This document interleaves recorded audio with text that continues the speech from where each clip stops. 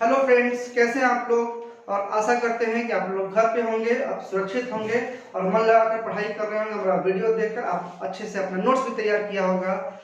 हम लोग जो भी इलेक्ट्रिसिटी चैप्टर क्लास 10 का हम लोगों ने लिया है, आज उसमें हम लोग रेजिस्टिविटी टॉपिक को कवर करेंगे, समझेंगे कि रेजिस्टिविटी क्या है, इसकी प्रॉपर्टीज क्या है और रेजिस्टिविटी का फॉर्मूला क्या है। चलिए हम लोग शुरुआत करते हैं पहले रेजिस्टिविटी के डेफिनेशन से। तो नोट कीजिए, resistivity is defined as the resistance offered by the material per unit length for unit cross section. यानी क्या है रेजिस्टिविटी, क्या है किसी भी कंडक्टर का जो अपोजिशन फोर्स है वो ऑफर किया गया है पर यूनिट लेंथ, यानी एक कोई पर्टिकुलर लेंथ है और उसके यूनिट क्रॉस सेक्शन पे देखते हैं। तो एक यूनिट इसीलिए ले लिया जाता है ताकि उसको एक डिफाइन किया जा सके। बाकी आप लेंथ कितना भी ले सकते हैं, उसका यूनिट क्रॉस सेक्शनल एरिया कितना भी ले सकते हैं। तो लेंथ मतलब क्या है, 1 मीटर, जैसा कि डिफाइन किया गया है 1 मीटर लेंथ, यानी आप इसको एक क्यूब टाइप का समझ लीजिए। ये क्या है, लेंथ L, और ये क्या है, क्रॉस सेक्शनल एरिया है। या क्रॉस सेक्शनल एरिया आप ऐसे मान लीजिए,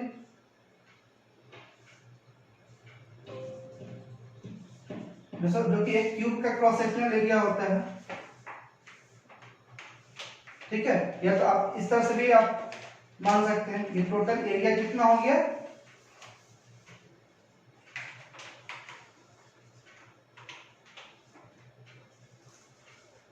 क्रॉस सेक्शनल एरिया। तो क्रॉस सेक्शनल एरिया का फॉर्मूला क्या होता है, लेंथ इनटू ब्रेथ। इसको हम लोग आगे देखते हैं। ठीक है, जब इसका हम लोग फॉर्मूला डिराइव करेंगे तो इसको हम लोग देखेंगे। तो रेजिस्टिविटी को आप एक और तरीके से भी डिफाइन कर सकते हैं कि it is a property of the conductor which opposes the flow of current. ठीक है, और ये भी डिफाइन करेंगे इसमें कि रेजिस्टिविटी और रेजिस्टेंस दोनों एक ही होता है। ठीक है, तो एक रेजिस्टेंस का एक अवरोध है और रेजिस्टिविटी उसका एक प्रॉपर्टी है। ठीक है, वो हम लोग आगे देखेंगे। तो रेजिस्टिविटी किन किन चीजों पे डिपेंड करता है, तो रेजिस्टिविटी डिपेंड करता है इन 4 चीजों पे। पहला लेंथ ऑफ द कंडक्टर, दूसरा एरिया ऑफ क्रॉस सेक्शन, तीसरा नेचर ऑफ कंडक्टर एंड चौथा टेम्परेचर। तो थोड़ा थोड़ा हम लोग डिफाइन कर लेते हैं, समझने की कोशिश करते हैं कि इन चारों फैक्टर्स से रेजिस्टिविटी कैसे इफेक्ट करता है। ठीक है, तो लेंथ ऑफ द कंडक्टर कहने का मतलब क्या है, कैसे उस लेंथ पे रेजिस्टिविटी डिपेंड करेगा, लेंथ पे कैसे डिपेंड करेगा। तो जितना लेंथ आप इसका बढ़ाते जाइएगा रेजिस्टिविटी भी क्या होगा, बढ़ता चला जाएगा। क्यों बढ़ता चला जाता है, क्योंकि इस कंडक्टर में जो भी इलेक्ट्रॉन है वो क्या होगा, एक दूसरे को अपोज भी करता है। ऐसा नहीं है कि वो है तो चलता जाएगा उसी की यूनिफॉर्म वेलोसिटी से, ऐसा नहीं है। वो क्या होगा, जितना दूरी जाएगा उतना ही उसका भी मूवमेंट या मोशन उसका कम होता जाता है। कुछ इंप्योरिटी भी रहता है, इंप्योरिटी भी क्या करता है, करंट के फ्लो को अपोज करता है। तो ये भी डिपेंड करता है, समझ में आ गया होगा। दूसरा क्या है कि क्रॉस सेक्शनल एरिया। ठीक है, तो क्रॉस सेक्शनल एरिया पे कैसे डिपेंड करेगा, क्रॉस सेक्शनल एरिया का कहने का मतलब क्या है, ये। ठीक है, तो क्रॉस सेक्शनल एरिया जितना ज्यादा होगा रेजिस्टिविटी उतनी ही क्या होगी, कम होगी। और ये मैंने पहले बताया था कि क्यों होंगे, एरिया ऑफ क्रॉस सेक्शन बढ़ाने से रेजिस्टिविटी कैसे घट जाता है।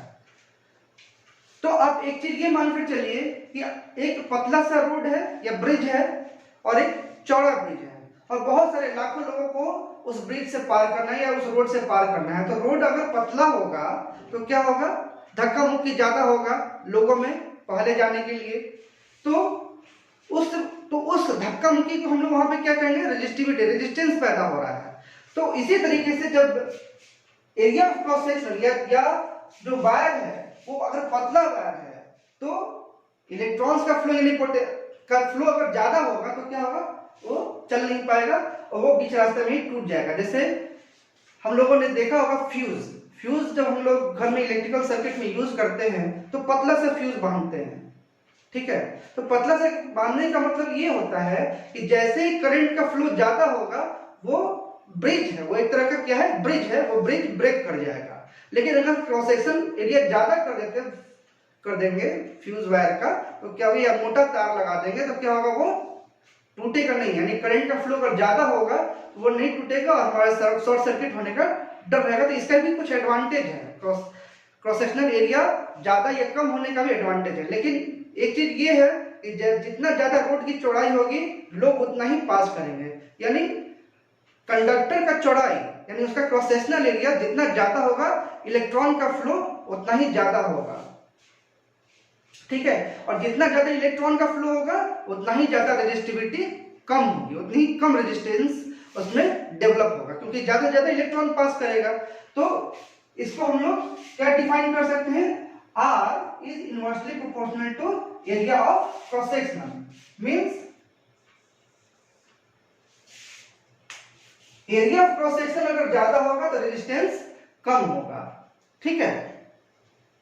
दूसरा चीज हम लोगों ने क्या कहा था, लेंथ, ठीक है। तो resistivity is directly proportional to length of the conductor, ये भी एक चीज सामने आ गई, ये दो इक्वेशन निकलकर प्रॉपर्टी सामने आ गया कि लेंथ अगर ज्यादा होगा तो रेजिस्टिविटी भी ज्यादा होगी, ठीक है। लेकिन एरिया ऑफ क्रॉस सेक्शन में क्या हुआ कि जब एरिया ऑफ क्रॉस सेक्शन ज्यादा होगा तो रेजिस्टिविटी कम होगी, ठीक है। तो ये चीज आप लोग को समझ में आ गया होगा कि लेंथ और एरिया ऑफ क्रॉस सेक्शन पे रेजिस्टिविटी कैसे डिपेंड करता है, ठीक है। दूसरा क्या है, नेचर ऑफ मटेरियल। अब मटेरियल किस नेचर का है, किस प्रॉपर्टी से बना हुआ, प्योर मेटल है, इम्प्योर मेटल है, एलॉय है, इन सब चीजों के ऊपर भी डिपेंड करता है। जितना ज्यादा प्योर मेटल होगा उसकी रेजिस्टिविटी उतनी ही कम होगी, इसीलिए कम होगी क्योंकि उसमें फ्री चार्ज कैरियर ज्यादा होगा, इंप्योरिटी उसके अंदर नहीं होगा। जितना ज्यादा इंप्योरिटी, जैसे एलॉयज होता है, 2 या 3 मेटल से मिलकर एक एलॉय का फॉर्मेशन होता है, तो उसमें क्या होता है, हर एक मेटल का एलॉय के अंदर अलग अलग प्रॉपर्टी है, उसका अलग फ्री चार्ज कैरियर है, उसमें अलग कुछ इंप्योरिटी हो सकता है। तो वो क्या होगा, एक मिलकर बनता है तो उसकी रेजिस्टिविटी ज्यादा हो जाती है, क्यों, क्योंकि वो इलेक्ट्रॉन के फ्लो को रोकता है, ठीक है। तो जो जितना रोकेगा उसकी रेजिस्टिविटी उतनी ही हाई होती जाएगी। तो इस मटेरियल के ऊपर भी डिपेंड करता है। और दूसरा क्या है, टेम्परेचर के ऊपर। तो टेम्परेचर की आप आगे भी जाएंगे तो पढ़ेंगे थर्मल इफेक्ट ऑफ इलेक्ट्रिसिटी। तो जैसे क्या होता है कि जब टेम्परेचर बढ़ेगा तो क्या होगा, रेजिस्टिविटी भी बढ़ेगी, यानी temperature is directly proportional to resistivity, ठीक है ना। यानी टेम्परेचर भी अगर हाई होगा तो रेजिस्टिविटी भी हाई हो जाएगी। और ये क्यों होता है, मैंने पिछले क्लास में बताया था। सपोज कीजिए कि ये एक कंडक्टर है, ठीक है, एक सर्किट हम लोगों ने इस तरह से, एक छोटा सा जो बेसिक सर्किट है वो हमने बना दिया है। करंट इस तरह से, इस डायरेक्शन से ये इस डायरेक्शन में फ्लो कर रहा है, ठीक है। अभी क्या कर रहे हैं, एक इसके बीच में एक स्विच भी लगा दिया हमने, अभी ओपन स्विच है। तो नॉर्मल रूम टेम्परेचर पे आप लोगों ने पढ़ा होगा कि इलेक्ट्रॉन्स इस कंडक्टर के अंदर रैंडम डायरेक्शन में मूव करते रहते हैं। मोशन होता है, मूवमेंट होता है, लेकिन वो रैंडमली होता है, उसका कोई एक पर्टिकुलर डायरेक्शन नहीं होता है। मींस कोई इधर भाग रहा है, कोई इधर इधर उधर इधर उधर, कोई किसी भी डायरेक्शन में भाग रहा है, ठीक है। और अंदर ही मोशन करता रहता है, मूवमेंट होता रहता है उसका। लेकिन तो अब इस कंडीशन में क्या होगा, करंट इस डायरेक्शन से इस डायरेक्शन में फ्लो नहीं करेगा। लेकिन जैसे ही हम लोग पोटेंशियल डिफरेंस इस कंडक्टर से अप्लाई कर देते हैं, इस स्विच को क्लोज कर दीजिए, करंट क्या हो जाएगा, अब इसके ऊपर से पास करने लगेगा। तो क्या होता है, एक पोटेंशियल लगता है, कहां से, इस बैटरी से। पोटेंशियल मींस आप लोगों ने, मैंने आपको बताया था पोटेंशियल मींस क्या होता है, एक बल लगता है और ये सारे इलेक्ट्रॉन्स को एक डायरेक्शन में मोशन में ला देता है, एक ही डायरेक्शन, सिंगल डायरेक्शन में। ठीक है,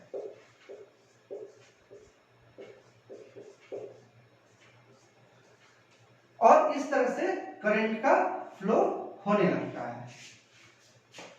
और इसमें हम लोगों ने क्या पढ़ा, अभी ये देखा है कि टेम्परेचर पे डिपेंड करता है रेजिस्टिविटी। तो टेम्परेचर जैसे बढ़ेगा उसी तरह से रेजिस्टिविटी भी बढ़ने लगेगी। तो कैसे बढ़ेगी, देखिए अब इसको क्या करते हैं, अभी एक इसमें हम लोग वोल्ट मीटर भी लगा देते, ये एमीटर लगा देते हैं यहाँ पे करंट, क्योंकि ये सीरीज में हमेशा रहता है। और यहाँ पे क्या लगाते हैं, वोल्ट मीटर भी लगा दीजिए और इसको बढ़ा के देखिए। तो ये क्या होगा, जब आप इसको हीट करना शुरू करेंगे, हीट देना शुरू करेंगे, तो ये क्या होगा, इसके अंदर का जो फ्लो हो रहा है इलेक्ट्रॉन का, ठीक है, अभी तो क्या है एक फिक्स डायरेक्शन में हो रहा है, लेकिन जैसे ही इसको हीट देना शुरू कीजिएगा वो क्या होगा, जितना दूर ये हीट होते जाएगा उतने दूर के इलेक्ट्रॉन को वो रैंडम डायरेक्शन में वो मूवमेंट कराना शुरू कर देगा, इधर उधर वो इलेक्ट्रॉन्स भागना शुरू कर देगा। तो जैसे ही इसका जो एक पाथ था वो पाथ अब टूट गया, तो टूट गया तो क्या होगा, वो उस अपने डेस्टिनेशन तक नहीं पहुंच पाएगा। ठीक है, तो जब डेस्टिनेशन तक नहीं पहुंच पाएगा वो करंट, तो क्या होगा, रेजिस्टिविटी इंक्रीज कर जाएगी। यानी यहाँ पे क्या हो गया, ये हीट के कारण इधर उधर का जो इस एरिया का जो इलेक्ट्रॉन था वो इधर उधर मूवमेंट करने लगा, और इसकी तरफ से आने वाले इलेक्ट्रॉन्स को वो क्या कर रहा है, अपोज कर रहा है। तो जितना ज्यादा अपोज करेगा उतना ही ज्यादा रेजिस्टिविटी हाई होती जाएगी। और इसी तरह से ये करते करते ये पूरा जो टेम्परेचर है, हीट है, ये पूरा इस कंडक्टर में फैल जाएगा। जैसे हीट भी क्या होता है, धीरे धीरे फैलता है, तो ये पूरा फैल जाएगा। तो जो एक फोर्स लग रहा था इस बैटरी के थ्रू, पोटेंशियल जो पोटेंशियल लग रहा था, वो क्या हो रहा था, अब वो डिस्ट्रैक्ट हो गया, अलग अलग हो गया, उसका जो ध्यान था वो भटक गया। रोड पे जो चल रहे थे एक लाइन में, पुलिस आया पिटाई कर दिया, जिसको जाना था मंदिर की तरफ वो इधर उधर भागना शुरू कर दिए। तो क्या होगा, यानी आप उस डेस्टिनेशन तक नहीं पहुंच पाए, नहीं पहुंच पाए का मतलब क्या हो गया कि वो रेजिस्टेंस इंक्रीज कर गया, यानी डेस्टिनेशन तक नहीं पहुंच पाया। तो जिस तरह से हीट देने पर इलेक्ट्रॉन इधर उधर की तरफ रैंडम डायरेक्शन में मोशन होने लगता है, तो क्या होता है कि एक पाथ उसको नहीं मिल पाया, एक पर्टिकुलर पाथ नहीं मिल पाया, और उसके कारण वो रेजिस्टिविटी इंक्रीज कर गई। ठीक है, अब चलिए इन दो जो हम लोगों ने टॉपिक लिया इस पे, प्रॉपर्टी जो है, इसके प्रॉपर्टी पे हम लोग एक फॉर्मूला भी निकाल कर देख लेते हैं रेजिस्टिविटी का, ये वो उसके ऊपर हम लोग कैसे निकालेंगे।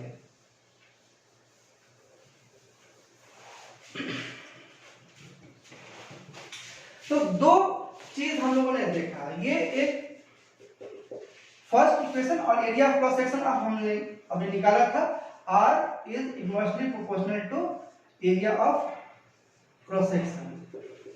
ठीक है, अब क्या करेंगे, बाय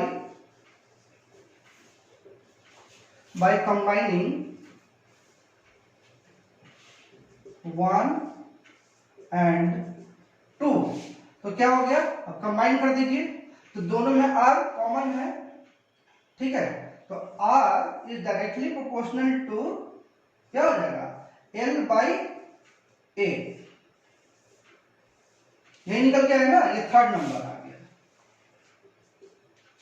यानी कहने का मतलब क्या हो गया कि रेजिस्टिविटी इज डायरेक्टली, यानी resistance is directly proportional to length and inversely proportional to area of cross section of conductor. ठीक है, अब इसमें से जो प्रोपोर्शनलिटी का सिंबल है उसको हम लोग हटाएंगे, तो एक कांस्टेंट हम लोग को देना पड़ेगा। अब वो कांस्टेंट क्या होगा, उसको बोलते हैं रो। ठीक है, उसका सिंबल क्या है, कांस्टेंट ऑफ प्रोपोर्शनलिटी, इसका रो है, जिसको कि ये इसको इस तरह से रो बोलते हैं, RHO। ठीक है, रो। तो इसको हटा के देखते हैं क्या होगा, equal to rho into L/A। ठीक है, अब हम लोग को क्या निकालना है, where rho is the constant called resistivity. RESIS थोड़ा सा स्पेलिंग मिस्टेक हो रहा है, RESISTIVI रेजिस्टिविटी। ठीक है, तो हम लोग क्या निकालना है, इस फॉर्मूला से रेजिस्टिविटी निकालना है।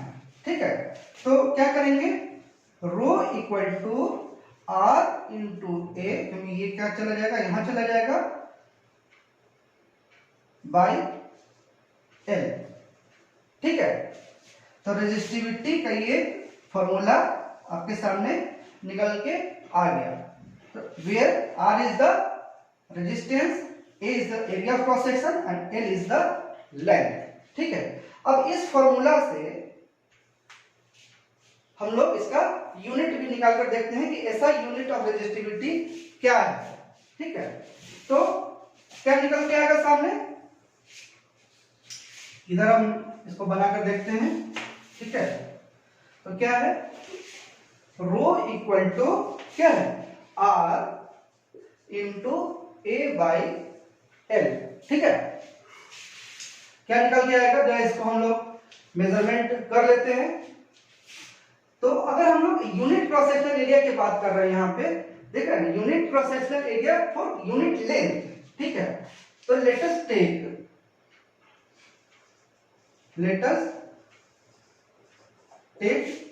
A is equal to 1 meter square and L is equal to 1 meter. Then rho will be क्या हो जाएगा, R into मीटर स्क्वायर। ठीक है, मीटर स्क्वायर बाई लेंथ क्या है, मीटर है। ठीक है, तो ये क्या होगा, ये और ये कट गया, क्या हो जाएगा, R इंटू एम या लिख लीजिए। ठीक है, RM हो गया ना, तो ये मीटर का ये सिंबल है। ठीक है, unit of metre is unit of length is m, तो R इंटू m, तो R का यूनिट क्या है, यानी रेजिस्टेंस का यूनिट क्या है, ओम, और मीटर क्या डिनोट कर रहा है, लेंथ डिनोट कर रहा है, इसीलिए क्या हो जाएगा, m। तो unit SI unit of resistivity rho is ohm metre. ठीक है, तो इससे हम लोग को ये समझ में आ गया होगा, क्या क्या समझ में आया, रेजिस्टिविटी का फॉर्मूला। अगर आप इसके ऊपर एक न्यूमेरिकल भी आता है रेजिस्टिविटी निकालने के लिए, when resistance is given A and L is given। ठीक है, और इसमें एक चीज और हम लोग देखेंगे कि रेजिस्टिविटी, और हम लोगों ने एक यूनिट क्रॉस सेक्शन लिया था। ठीक है, एक चीज और हम लोग इसको डिफाइन करने की कोशिश करते हैं कि how resistivity equal to resistance, ये कैसे होता है, ये कैसे निकलेगा। तो हमने अभी जो ये डेफिनेशन जो लिखा है कि offered by the material for unit length and unit cross section. ठीक है, तो हम लोग इसका क्या करते हैं, फॉर्मूला पे ही हम लोग निकाल के देखते हैं कि क्या निकलेगा। तो रो इज इक्वल टू, हमने क्या लिया है, area is equal to unit cross sectional area लिया है, यानी 1 मीटर स्क्वायर। तो 1 ही लेंगे, 1 मीटर स्क्वायर, ये 1 इंटू 1 इंटू 1। ठीक है, यानी क्रॉस सेक्शन क्या हो गया, ये भी 1 मीटर है लेंथ, और ये ब्रेथ है, ये भी 1 मीटर है। ठीक है, इसका क्या हो जाएगा, 1 मीटर स्क्वायर एरिया, क्या हो जाएगा, 1 metre square length into breadth. ठीक है, तो रो इज इक्वल टू क्या होगा, R इंटू 1 मीटर स्क्वायर, और लेंथ भी हम लोगों ने कितना लिया है, यूनिट लेंथ लिया है। ठीक है, तो L, ठीक है, तो L क्या आ गया, 1 है, तो 1 का स्क्वायर होगा 1 और नीचे भी 1 है, तो ये और ये कट गया। ठीक है, कट गया तो क्या आ गया, rho equal to R means resistivity of a conductor is equal to resistance. ये यहाँ पे प्रूफ हो गया। ये इक्वेशन आपको एग्जाम में भी आ सकता है, इसलिए इसको अच्छे से समझ लीजिए और इसको याद कर लीजिए। समझ जाइएगा तो आपका खुद ब खुद याद हो जाएगा। ठीक है, तो उम्मीद कर रहे हैं कि ये रेजिस्टिविटी पर जो हमने अभी डेफिनेशन, उसका कुछ प्रॉपर्टी और उसके ऊपर जो हमने इक्वेशन प्रूफ किया है, ये आपको समझ में आया होगा। अभी इसी वीडियो में हम लोग इसके कुछ प्रॉपर्टी के बारे में बात करेंगे कि कुछ कंडक्टर्स हैं, उसकी रेजिस्टिविटी की क्या प्रॉपर्टी है। तो अभी इसको जो बोर्ड को मिटाएंगे और फिर हम लोग उसके ऊपर डिस्कस करेंगे। तो चलिए हम लोग अब रेजिस्टिविटी ऑफ सम मटेरियल के बारे में, कुछ मेटल है, कुछ एलॉयज है और कुछ सेमीकंडक्टर इंसुलेटर के कुछ रेजिस्टिविटी के बारे में हम लोग देख लेते हैं कि मटेरियल का रेजिस्टिविटी क्या क्या है। ठीक है, क्योंकि इसके ऊपर आप लोग को हो सकता है एक आध दो क्वेश्चन आ जाए न्यूमेरिकल टाइप में या ऑब्जेक्टिव टाइप में। ठीक है, तो देखते हैं यहाँ पे कि कंडक्टर्स है। ठीक है, तो कंडक्टर्स में जो सबसे बेस्ट क्वालिटी का जो कंडक्टर है, यानी good conductor is silver, copper, aluminium, tungsten, nickel, iron, chromium, mercury and manganese. तो सबका अलग अलग रेजिस्टिविटी है। ठीक है, यानी रेजिस्टिविटी आपको मैंने बता दिया है, समझ में ही क्या होगा, ये प्रॉपर्टी है रेजिस्टेंस को अपोज करने की। तो सिल्वर का कितना है, सबसे कम है 1.6 into 10 to the power minus 8 ohm metre. दूसरा कॉपर है, कॉपर का कितना है 1.69 into 10 to the power minus 8 ohm metre. Note करते जाइएगा, ये बहुत अच्छा ये टॉपिक है और ये आपका अच्छा है कि नोट से बन जाएगा, एग्जाम के टाइम में ये चीज आपको हेल्प भी करेगा। ठीक है, नेक्स्ट मेटल की तरफ जाते हैं, एल्युमिनियम, जिसका कि 2.63 into 10 to the power minus 8 ohm metre resistivity है। ठीक है, टंगस्टन के ऊपर आते हैं, इसका कितना है 5.20 into 10 to the power minus 8 ohm metre. ठीक है, ये ओम मीटर इसका ऐसा यूनिट है, इसको याद रखिएगा जो अभी हमने डिराइव किया था।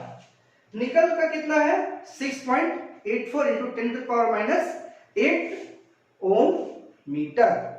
ठीक है, नेक्स्ट आते हैं आयरन का कितना है 10 into 10 to the power minus 8 ohm metre.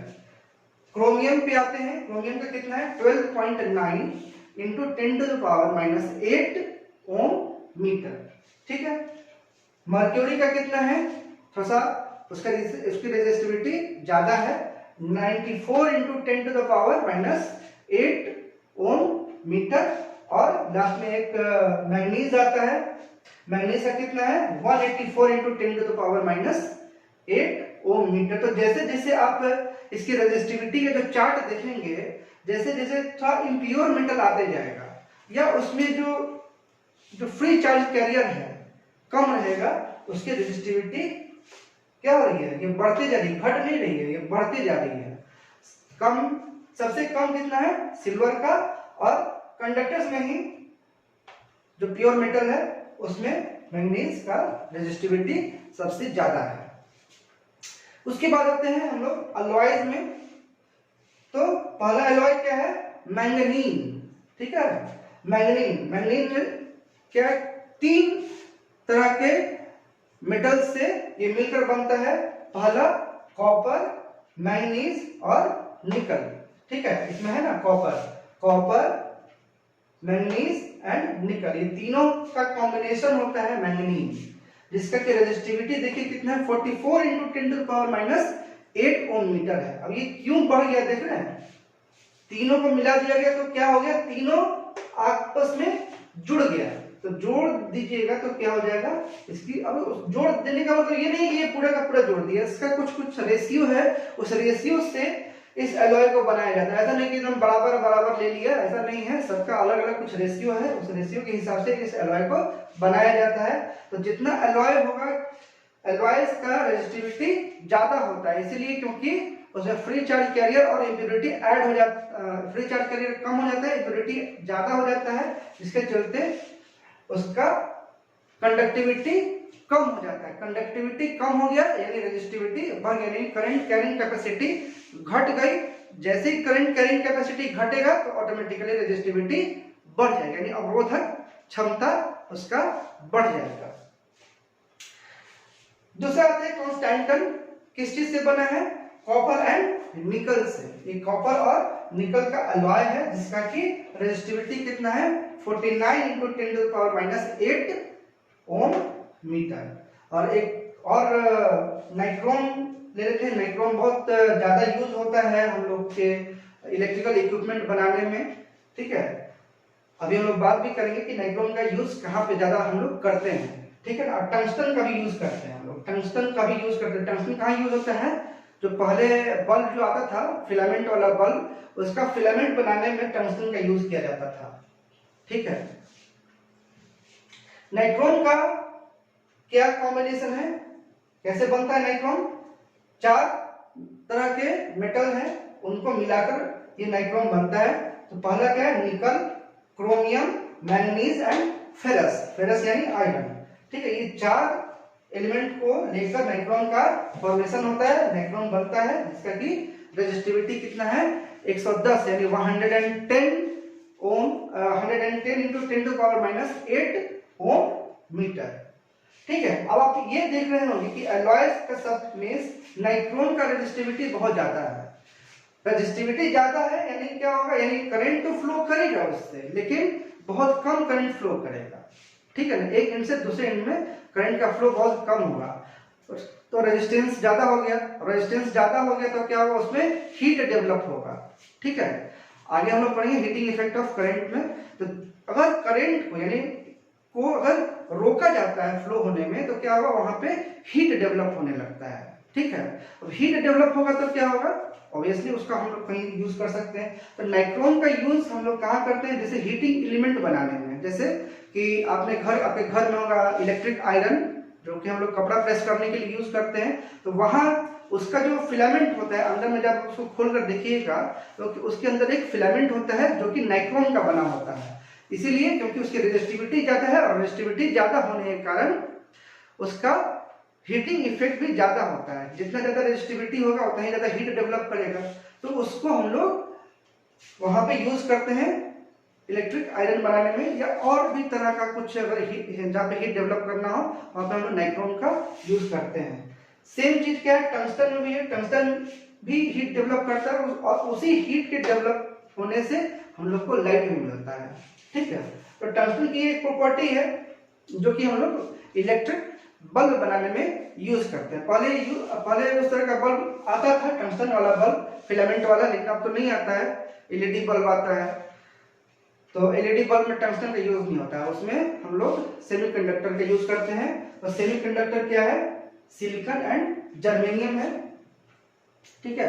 तो सिलिकॉन का रेजिस्टिविटी कितना है? 2300 ओम मीटर और जर्मेनियम का कितना है? 0.6 ओम मीटर, ठीक है। उसी तरह से इंसुलेटर के साथ भी आ जाते हैं। तो देखिएगा कि इसका रेजिस्टिविटी ज्यादा है इन सब से, इस कंडक्टर से, एलॉयज से और सेमीकंडक्टर से। पॉजिटिव में इसके ऊपर देखिएगा -10⁻⁸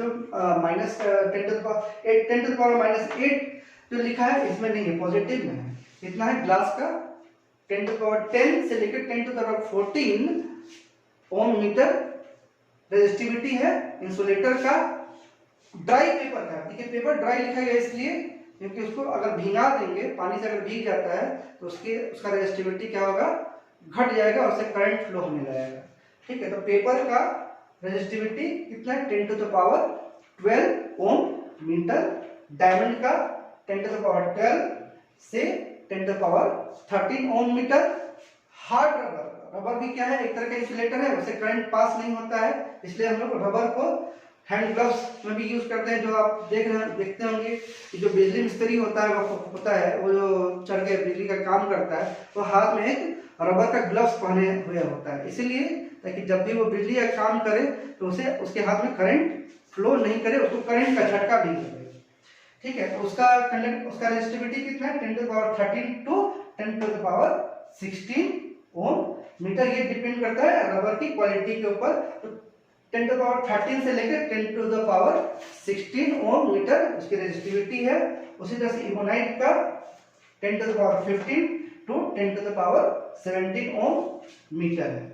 तो ये जो रेजिस्टिविटी चार्ट है ये हमको लगता है कि आप लोग को समझ में आया होगा और इसको आपने अच्छे से नोट भी कर लिया होगा आपने नोटबुक में, ताकि आपका एक अच्छा सा नोट्स भी तैयार हो जाए। तो उम्मीद करते हैं कि ये जो रेजिस्टिविटी टॉपिक हमने इलेक्ट्रिसिटी चैप्टर से लिया है आप लोग को समझ में आया होगा। और कुछ डाउट अगर होगा अगर आपके मन में, तो हमारे इस कमेंट सेक्शन में जाकर उसको लिख दीजिएगा, मैं कोशिश करूंगा उसका जवाब देने का। और आप लोग से विनम्र निवेदन यही है कि जितना हम लोग मेहनत कर रहे हैं आप लोग का एप्रिसिएशन मिल रहा है और उम्मीद कर रहे हैं कि आगे और मिलेगा, आपका प्यार सम्मान मिलेगा। और इस चैनल को आप सब्सक्राइब कीजिएगा, लाइक कीजिएगा और ज़्यादा से ज़्यादा लोगों में शेयर कीजिएगा, ताकि जो हम लोग मेहनत कर रहे हैं वो ज़्यादा लोगों को दिखे भी, उसको फ़ायदा भी मिले। जो स्टूडेंट अभी 10th की तैयारी कर रहे हैं उन्हें भी फ़ायदा मिले। ठीक है, धन्यवाद, थैंक यू।